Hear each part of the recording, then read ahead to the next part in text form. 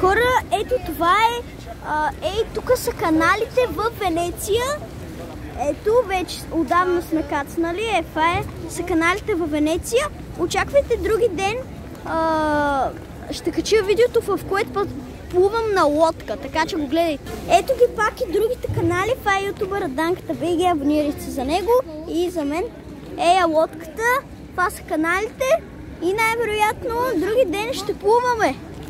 Добре, сега продължаваме към следващите атракции. Ето ги отново каналите, хора. Изглеждат много яко. Нямам търпение да плувам на тях. Добре, сега продължаваме.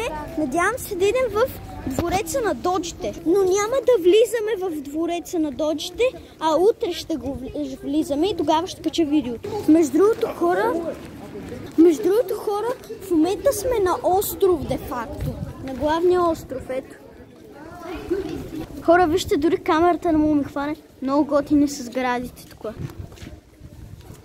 Хора, вижте, това е музеят. Не знам, не музей, не знам какво е. Ще разуча после. Хора, тук има много неща. Вижте, Венеция, магнитче. Може би ще си го взема. Има прекрасни магнитчета. Може би ще си взема някой. Хора, това е маска на лъв. Тук има много яки маски. Хора, също така има и на бик. Зазвуча камбаната. Не знам защо. Хора, вижте колко висока кула. Уникално висока. Мале, аз толкова камера отдалеч не мога да снимам. Майко мила.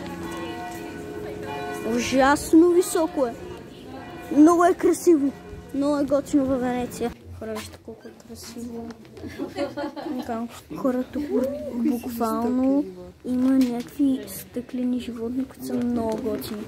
Има и малеките яки неща, много готини неща има. Има мини чашка, буквално, ето я. Мини чашка, някакъв огромен червен камък. Абе, много красиво е тук. Има и малки кученца, пандички, жабчета, пингвинчета, делфинчета. Хора, буквално току-що открих Покемон във Венеция, Майнкрафт, някакви ютубъри ли са, не знам, някакви ютубъри от Венеция. Книга на Покемон.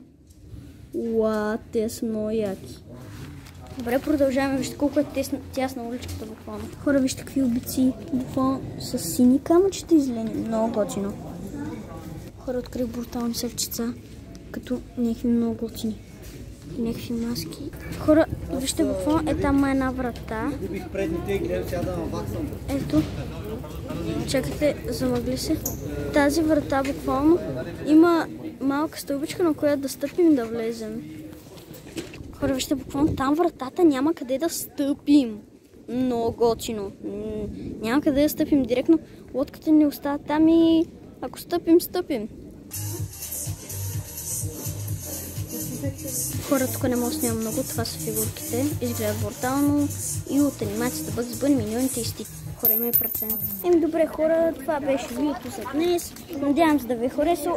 Ако е така, абонирайте се за канала и лайквате това видео, защото утре ще видите как плувам на лодка, така че е много интересно. От мен, чао!